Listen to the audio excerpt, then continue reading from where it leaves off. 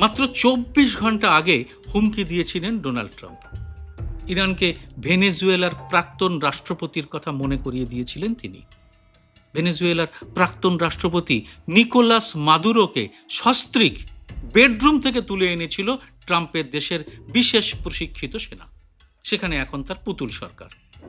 আর সে দেশের তেলের ভাণ্ডার এখন ট্রাম্পের দখলে। এখন ইরানের তেলের ভাণ্ডার দখল নিলেই কি ষোলকলা পূর্ণ হবে? যাকে কয়েক ঘন্টা আগেই চরম হুঁশিয়ারি দিয়েছিলেন আমাদের পাগলা জগাই ডোনাল্ড ট্রাম্প, এখন তাকেই বলে দিলেন আমরা ইরানের সঙ্গে এক ঐতিহাসিক চুক্তির খুব কাছাকাছি এসে গেছি। মনে করে দেখুন, এই কথাটা সম্প্রতি ট্রাম্প কিন্তু ৩৮ বার বলেছেন।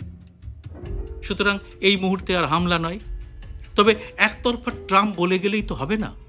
তেহরানের পক্ষ থেকে কি প্রতিক্রিয়া আসছে তা সবচেয়ে ভালো কভার করেছে আল জাজিরা সংবাদ মাধ্যম।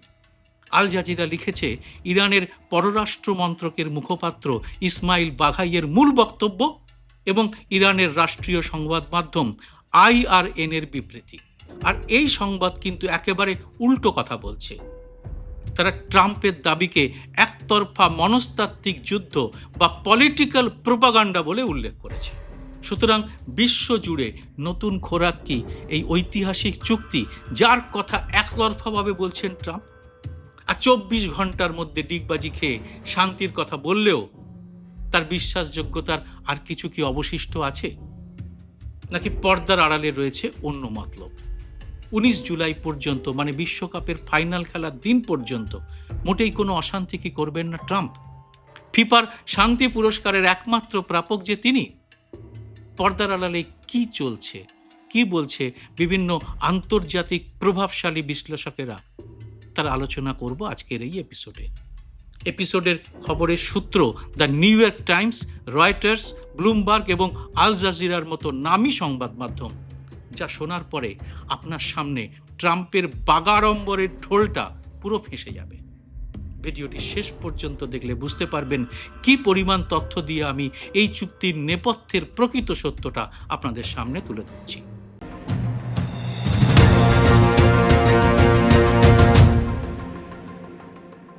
নমস্কার, সবাইকে স্বাগত। আমি সুব্রত বসু। 2026 বিশ্বকাপের অফিসিয়াল থিম সং দাই দাই গানটা মূলত ইংরাজি এবং স্প্যানিশ ভাষার মিশ্রণে তৈরি, যেখানে ইতালীয় শব্দ দাই দাই এর অর্থ হলো এগিয়ে যাও, তোমরা সেরাটা দাও। খেলোয়াড়দের অনুপ্রাণিত করার জন্যই লেখা হয়েছে গানটি। অথচ মাঠের বাইরে কি এতে অনুপ্রাণিত হয়ে গেলেন আমাদের পাগলা জগাই ট্রাম্প? 24 ঘন্টা আগেই মার কাট ভঙ্গি ছেড়ে দিব্যি বলে দিলেন শান্তি চুক্তির একটা কথা। আদতে ওই চুক্তির কথা কতটা সত্য আর কতটা ট্রাম্পের নিজের কল্পনা, এই মুহূর্তে তা বোঝা কিন্তু খুব মুশকিল। তবে দ্য নিউ ইয়র্ক টাইমস এবং ব্লুমবার্গ, এই দুই সংবাদ মাধ্যম আমেরিকার অর্থ এবং পররাষ্ট্র মন্ত্রকের ভেতরের খবর ফাঁস করেছে। তারা দেখিয়েছে যে হোয়াইট হাউস চুক্তি নিয়ে যতটা আশাবাদী, পেন্টাগন এবং গোয়েন্দা সংস্থাগুলো ঠিক ততটা নিশ্চিত নয়। বিশেষ করে ইরান তাদের ব্যাংকিং খাতের উপর থেকে মার্কিন নিষেধাজ্ঞা না তুললে তাদের ইউরেনিয়াম ধ্বংস করতে তারা রাজি নয়। এই খবরটা ব্লুমবার্গে বিশদভাবে লেখা হয়েছে। মোদ্দা কথা, চুক্তিটি এখন চূড়ান্তই হয়নি। এছাড়া অন্য কাহিনী আছে, ধীরে ধীরে সেগুলো আপনাদের সামনে আনব। রয়টার্স তাদের বিশেষ প্রতিবেদনে দেখিয়েছে এটি আদৌ কোনো স্থায়ী চুক্তিই নয়, বরং পাকিস্তান এবং কাতারের মধ্যস্থতায় তৈরি এটা একটি ৬০ দিনের সাময়িক ফ্রেমওয়ার্ক বা মৌ।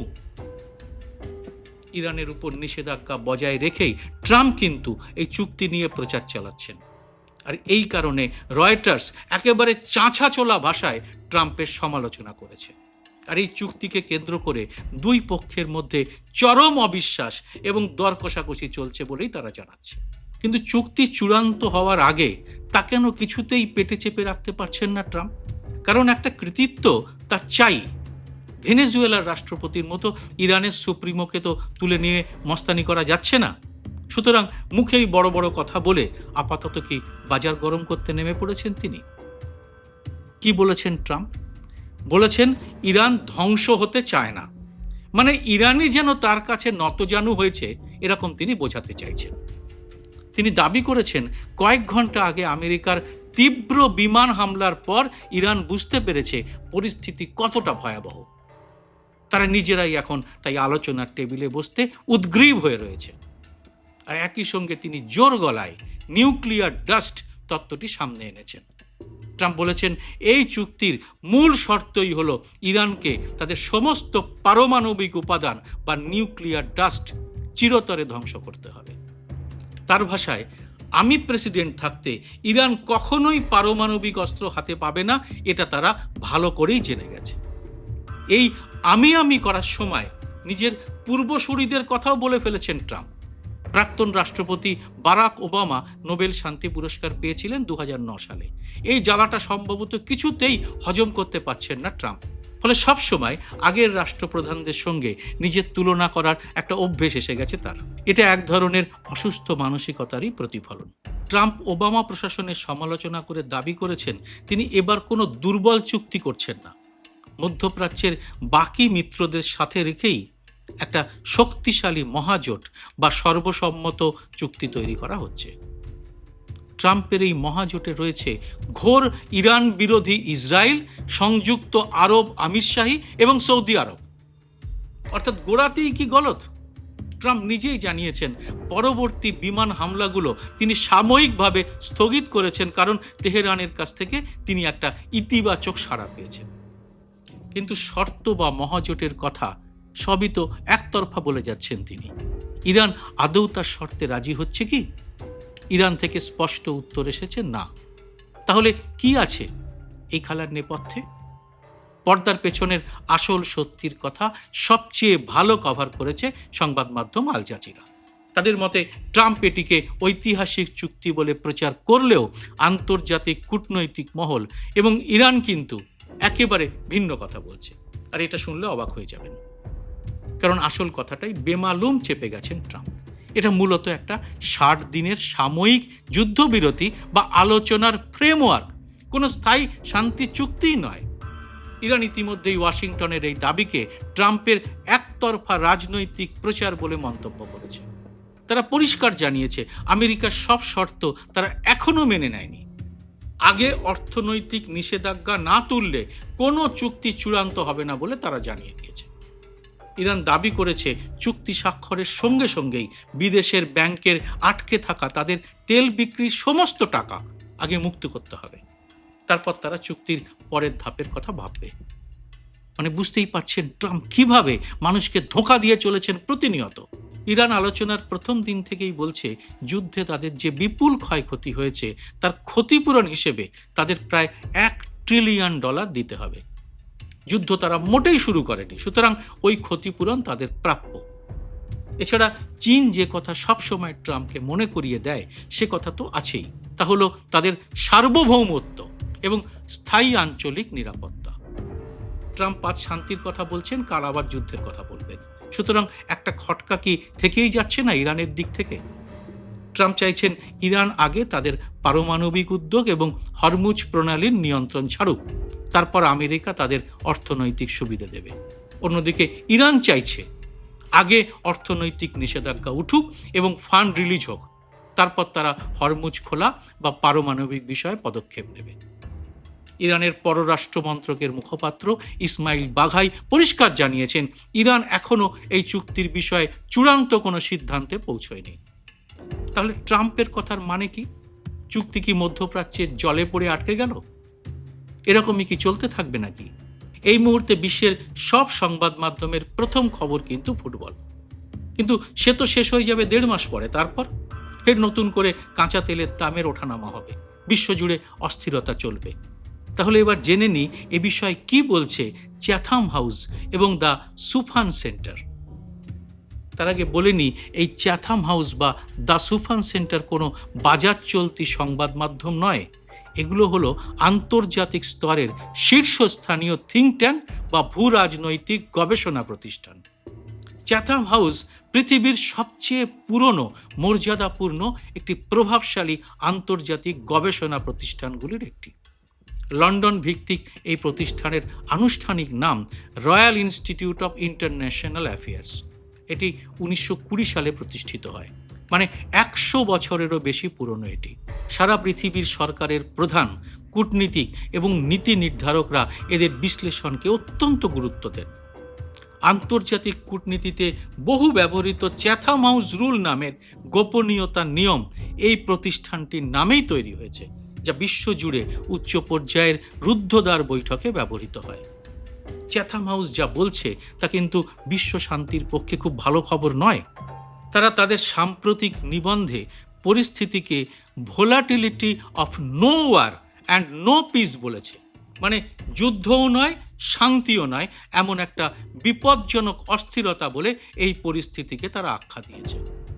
তাদের মূল পয়েন্টগুলো হলো, আমেরিকা ভাবছে তাদের তীব্র বিমান হামলার কারণে ইরান কোণঠাসা হয়ে আপোস করতে বাধ্য হচ্ছে।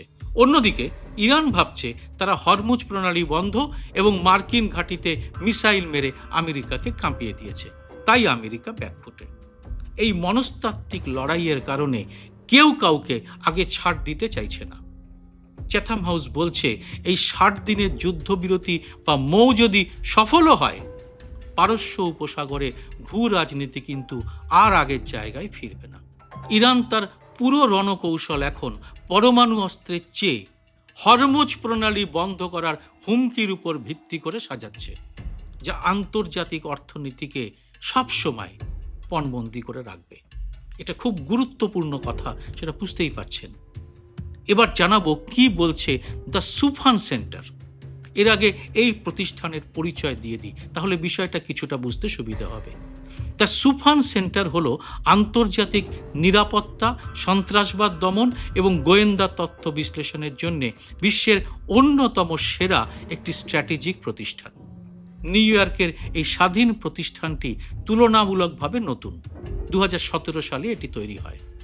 সুফান সেন্টারের মূল শক্তি হলো এদের নেটওয়ার্ক।